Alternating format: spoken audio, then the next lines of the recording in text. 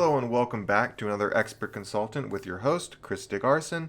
This time I'm going to go over the games that released and that I finished in February. I thought it'd be fun to just go over the course of the month and talk about every game I finished and give a little bit brief review, impressions of it, and what I thought about it, what I liked, what I didn't like. I play so much that I just thought, hey, let's, instead of making individual videos, I could just do a wrap up at the end of the month to discuss my feelings on these games and just how good they were or not. February was a crazy month with video games. 2023, obviously an all-timer, had amazing titles back to back, but February of 2024 has already topped the entirety of 2023 for me. We have had excellent release after excellent release. It has been nonstop to the point where even I did not think that I would be able to complete everything before the end of the month, before Rebirth came out. And that's, thankfully, I was able to complete most of what I wanted. But without further ado, I want to just go through the list that I have of things that I finished and just talk about them.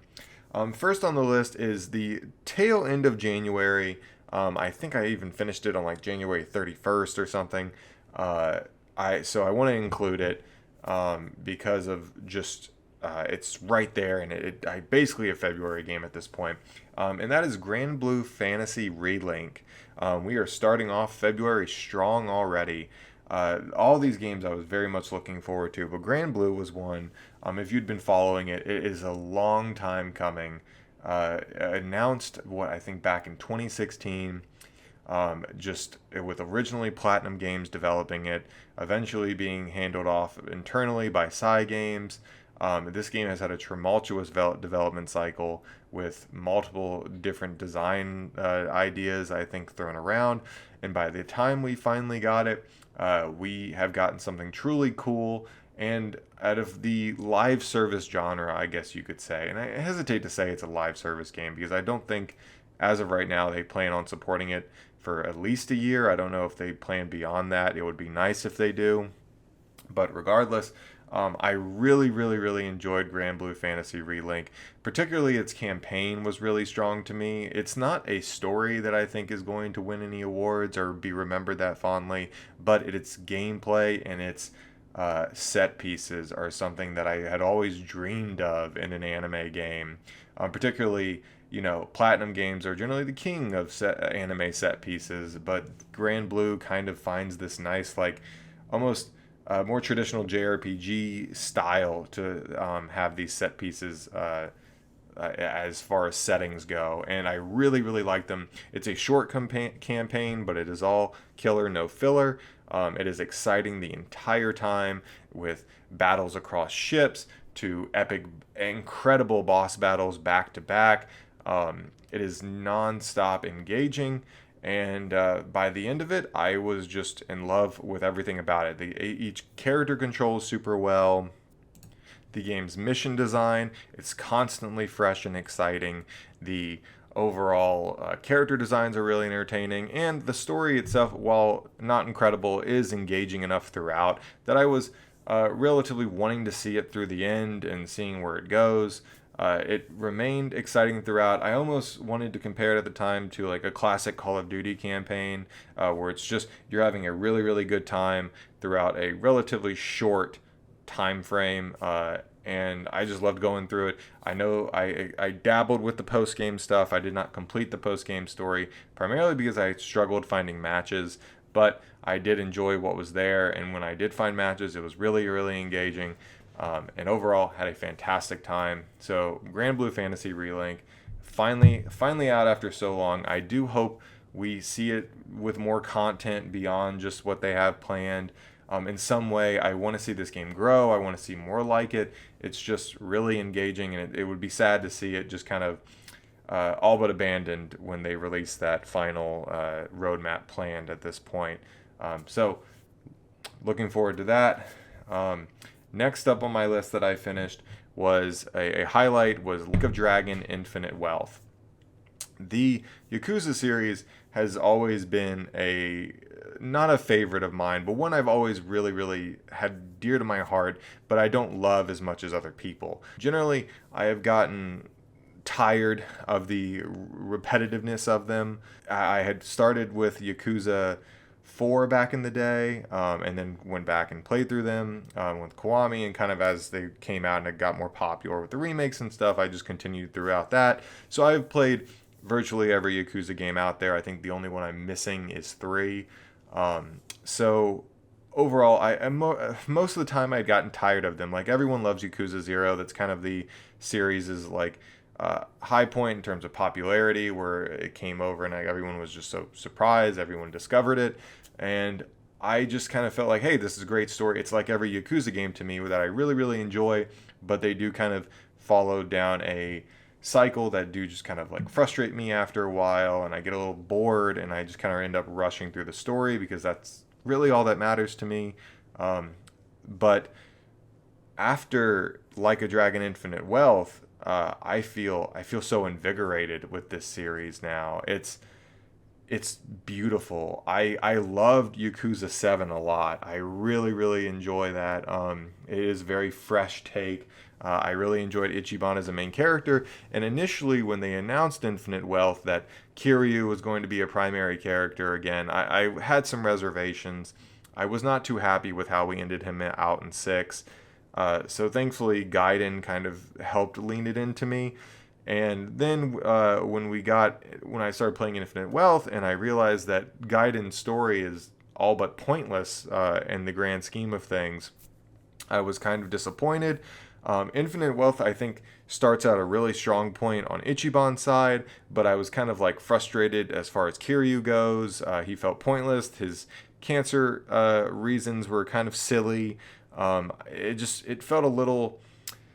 Ichiban's story in Hawaii was extremely moving and extremely interesting, but I felt Kiryu's side was a little lacking until halfway through the game, when everything changes. And I won't spoil that here, but there is a point in this game where I went from like 9 out of 10 to 11 out of 10. It is a beautiful masterpiece that moved me in every single way possible, to the point where I was in tears multiple times throughout this game's ending. It is a truly incredible send-off to Kiryu's character, if that's what they decide to do. It is an incredible story as far as Ichiban goes. It's exciting. The characters in this game, every single one, is top tier. I love this cast. I love these characters. I love this gameplay. I really, really enjoy the kind of angling around at the turn-based, walking around the battlefield and trying to get a good angle on enemies. That was really fresh and exciting. I think the setting of Hawaii itself is by far my favorite setting in the series. I love Kamurocho, but it is more nostalgic to me than it is engaging by modern standards. Hawaii was so fresh, and I just loved every minute of walking around Hawaii. There's so much going on. It feels so vibrant. It feels so alive, and just getting to explore this beautiful, stunning looking, rendition of Hawaii is a dream come true. As someone who's never been to this state, the game at the end of the day takes what Yakuza 7 did really well by making the series fresh with its turn-based combat, and changing things up with its main character. It takes the success of that and just turns it up to 11 with tons of fresh ideas, a story that will have you in tears, and especially if you are a longtime fan of the series, move you in new and unique ways that Yakuza has not done before. I cannot praise this game enough, and it's truly a would-be GOTY to me, and it should be at least nominated for GOTY at the Game Awards. It's an incredible video game that you will remember for years to come. It will stick with you. And that's Like a Dragon Infinite Wealth. The next game I finished on the roster was Tekken 8, a series that I have dabbled with before. I have played Tekken 6, 7, and 8, so I'm more in the back half of the series. Um, I really enjoyed it. I unfortunately, and because of my history, know little about the story. And even though I've played Tekken 6 and 7, uh, I still don't really know much about Kazuya. It seems that I guess between 6 and 7, 7 handling Heihachi stuff, and then 6 handling the demon Azel, or I forget his name. Um, they each kind of leave out the stuff that would probably be important for me to know going into 8. That said, I really did enjoy the overall story and campaign. I'm not a fighting game person, so I can't speak on the intricacies of the combat, but it seems to be doing really well, and I see people talking about how deep the move sets are and how fun they are, and that's great. I wholly appreciate that. I am just going to be someone who plays the campaign and moves on. But as far as the campaign goes, I had a great time, and it feels like one of those old fighting game movies. Gosh, like an old Street Fighter movie, and just kind of with the CG and all that fun stuff. I really, really enjoyed it. It's a beautiful looking game. The story is appropriately silly, and from what I got, it's seemed pretty motivating and pretty interesting if you are a longtime fan who has stuck through the family drama of the Mishimas. And if you knew what was going on, I think you'd appreciate it a lot more, like I did not. Anyway, that's a brief Tekken 8. Road 96 Mile Zero was the next game I finished. I really, really enjoy Road 96, the first one. It's super cool, it's super fresh. I really enjoyed just kind of like traveling around on this weird, I don't want to say it's roguelike, but it's not at the same time. It's just every time you get on the road and it takes you someplace new. There's some interesting interesting character that you will meet. There's some interesting event that will happen.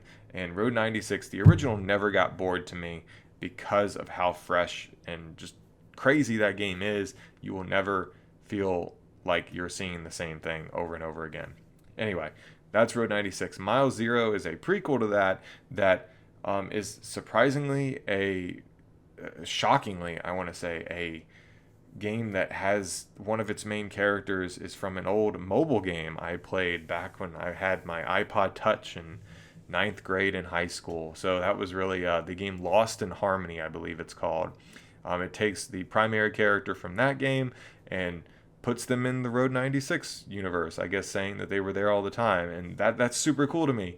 Mile Zero is kind of I want to say like a it's not endless runner, but it's kind of a music game in the way that you basically ride on tracks and collect items to pick up, to reach a high score during these music scenes, and the rest of the game is just going to be story scenes, kind of setting up a nice little prequel to how for one of the girls that you meet, Zoe, in the original Road 96, just kind of how she got there. And I think it expands upon the world in a really cool way. Road 96 definitely is a game that tells you a lot about what's happening, but doesn't necessarily show you as much. So it was nice that Road 96 Mile Zero kind of gave you a little bit more context for everything that's going on. It really makes you feel and experience the world and kind of the problems it's going through. And I appreciate that it really expands upon it. And yeah, overall, a great game.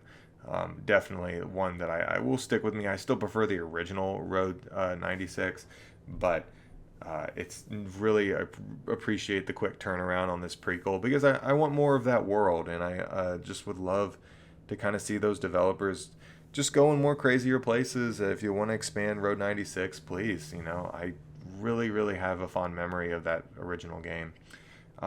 Next up is the probably the king of the month, I guess you could say, Persona 3. I obviously am a huge Persona fan. It's my favorite thing of all time. Obsessed is putting it mildly. I am in love with this series beyond anything. I'm sitting next to a Persona shelf that is just Shin Megami Tensei and Persona content. I love this series beyond my heart. And Persona 3 was initially a remake that had a little bit of worry going into. I know it's mostly an entire new team working on it. And I was a little nervous being like, okay, Persona 3 is a game that I love to death, but it definitely has a lot of issues in the original that date it by modern standards. So, hey, what are they changing? What are they keeping? Let's, see. And I think it's a masterpiece, of course, because the original game is a masterpiece. And it largely keeps the same game in there. So, with telling someone who's never played the original before, I would say this is a fantastic and a really, really good starting point that you should never have to experience the original. I do think the original game has a darkness that is not present in this game. And while a lot of that I think is due to the lack of budget in the original and just overall the PS2 era, just kind of not having, incredibly detailed textures and stuff, the original is able to kind of protrude this essence of darkness that kind of exists throughout the entire game, especially the ending.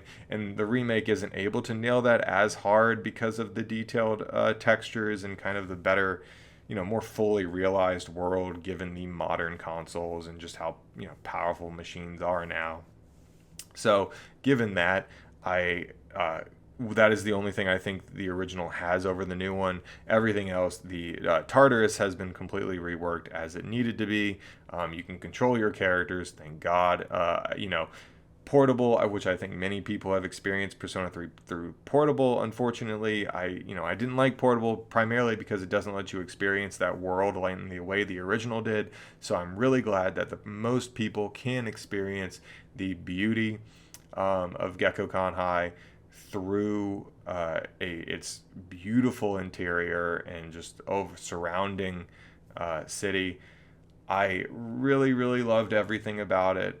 It's Persona 3. It's a masterpiece. I think this story is something that if you play it and you truly appreciate it, it's one of the greatest video game stories of all time. Easily. It's the original Persona 3 I put like as number 5, as like my favorite video games of all time back in high school. It is a game story that sticks with me to this day and a moving story that will be with me till the day I die. It is incredible and masterful, beautiful.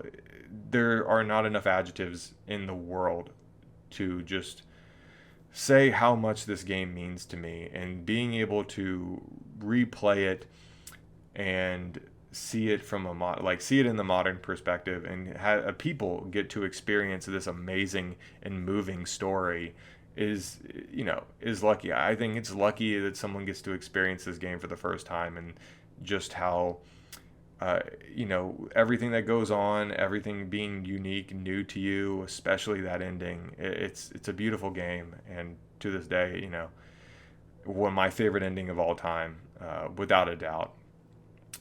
They did a great job with the remake. I'm happy to see.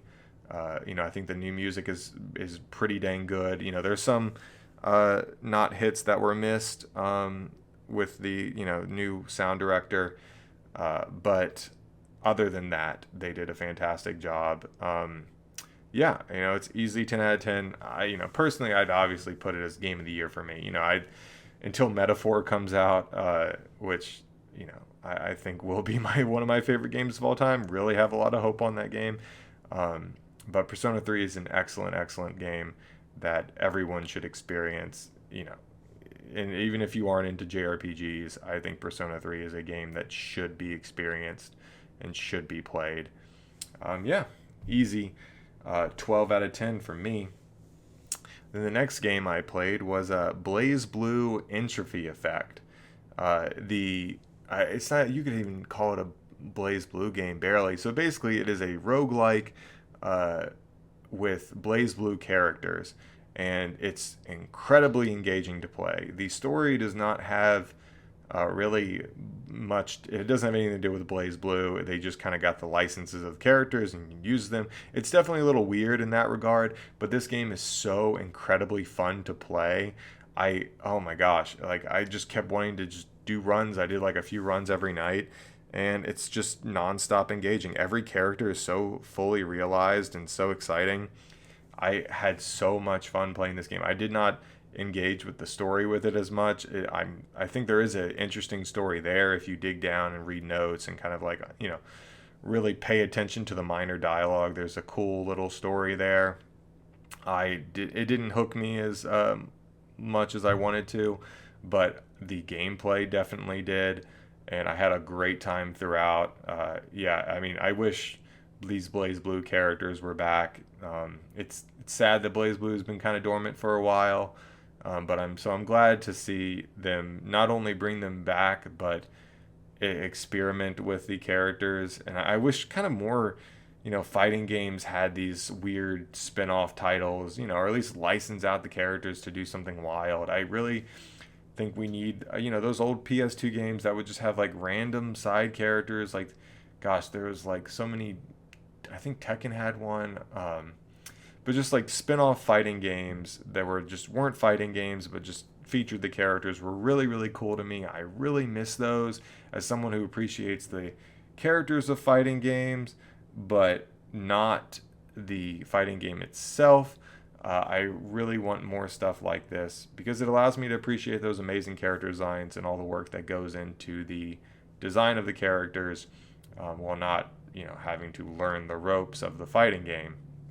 So I absolutely loved Blaze Blue and Trophy Effect. Anyway, then moving on to a disappointment, if there ever was disappointments, a game that is overshadowed and forgotten already. Does anybody remember that Suicide Squad came out this month? It is a disaster. It is a mess. It is unfortunate. I love the Rocksteady Batman games. They're incredible. I think the best superhero games of all times, easily. And Suicide Squad is just a mess, a forgettable mess. I think it has an interesting story that was probably there throughout the first draft, but unfortunately, due to the live service forced stuff, it kind of takes away all the good parts of the game. Really, there is an interesting game in here. It is buried underneath the pile of crap, but there is a very interesting game underneath it all. It never comes out, but you can see glimpses of it, and it will only make you more sad as you play through it. And just like this could have been good. This could have been great. I loved parts of the story. I think there are really strong character moments that are stuck in between the piles of stupid moments that just don't work. The game is funny. I think the cast of the Suicide Squad is great. I think there are moments between the Suicide Squad and the Justice League that are really cool, and then there are moments that just feel bland and unfortunate. Yeah, it's a sad game that it came out like this and it's already forgotten. It doesn't end. It doesn't have an ending. And they just plan to continue it and just eventually end it. But with how Warner Brothers is treating this game and how they've treated a lot of their other properties, I would be shocked if this game actually was able to see itself through to the ending. More likely, I could just see them canceling it and moving on. What a disappointing turnout for what at one point in time was one of the most surefire good games of all time. Rocksteady was an easy bet. Not anymore. Sucks. Anyway, and then the last game I had finished this month so far, we're at the end of the month anyway, is Clone Drone in the Danger Zone, a game that I initially wrote off as just being like, it's just an arena roguelike with weird physics, fighting physics. Almost like, I want to say Jedi Outcast, Jedi Academy physics, which were cool, but like, it's just not, I don't know. It didn't click with me. I died once when I originally came on Game Pass, and I immediately wrote it off. But I was bored, and I was like, okay, I'm going to try this game again. And holy crap, I had an amazing time with it. There's an actual story here that's surprisingly engaging for a reason I've yet to understand. It's fun, it's silly, it's just like The combat encounters are always fresh. There are 5 chapters, and each chapter feels wildly different from the last, to the point where you can never guess what you're going to do. And the game is always exciting. Uh, just man, high marks, dude. Like, I know it's a small team, but it really, when I first played this game, I really felt like, oh, it's just a one-trick pony, and I don't know why people like it so much. I'm out. But I am so glad that I did not read anything online, and I just got to experience this game and the wild, crazy ride it takes you on. It's fairly short. It's like an hour and a half, 2 hours, but that crazy 2 hours is something I'm always going to fondly remember. I implore everyone who had a game, who has Game Pass, to just like check it out. It's a short game, and you're gonna have a wild, fun time playing it. Yeah, so crazy good, and I'm really pleasantly surprised that, hey, don't judge a game by its first 30 minutes. And that covers all the games I finished this month. February was incredible. Between all these games I've talked about how amazing they are, and we've had you Like a Dragon, Infinite Wealth, and Persona 3, 2 masterpieces back to back. And then, just in a few days, Final Fantasy VII Rebirth finally releases, and according to the reviews, the greatest Final Fantasy since 10. So we are in February has been an incredible month for video games. I'm excited to see where March takes us, with Unicorn Overlord and Rise of the Ronin and Dragon's Dogma 2 already looking more masterpieces just lined up. 2023 is heralded as an amazing year for video games, so 2024 looks to be topping it in every single way possible, if that was even thought possible before. One game I did not finish this month, I have not just had the time, is Banishers Ghost of New Eden, a really cool, kind of smallish feeling game from the team at Don't Nod, behind Life is Strange. I really love Don't Nod. I really appreciate all their work. So when I saw Banishers, I was like, okay, I'm going to give this game a chance because I love this team so much, even if the trailers didn't really strike me. I have not finished it all the way through, but I put about 12, 14 hours into it. And I think it's a really, really cool game. It definitely is a little, the pacing is a little rough. It's very slow at times, and there is not really many moments that get you, like, there are moments that you are excited about what's going on, and there's some really cool story stuff, but then there's a lot of moments that are just like, okay, is anything exciting going to happen? Are we going to reach any sort of like crescendo, or is it just kind of going to hang out at like this low, relaxed, like, or just going through the motions? And it kind of stays there a little bit too long, but regardless of that, you are still experiencing a really cool story with pretty solid gameplay. I think the gameplay is far better than the Suicide Squad. So, especially after playing the Suicide Squad, taking a refresher. Banishers feels really exciting. It is more like a God of War, modern God of War clone, which I do appreciate that style. I think between Evil West and this, it's fun to see the modern God of War style kind of aped in other games, because it's a fun style. It's really a cool gameplay take, and really excels for character action like this. So I have not gotten to finish it yet, but as I go through it, I think I am going to I would rate it pretty positively. But of course, we'll see how it ends and see how that goes on. But regardless, we'll see what March brings us. Who knows? Who knows how the heck I will have the time to play Rise of Ronin and Dragon's Dogma, or the money.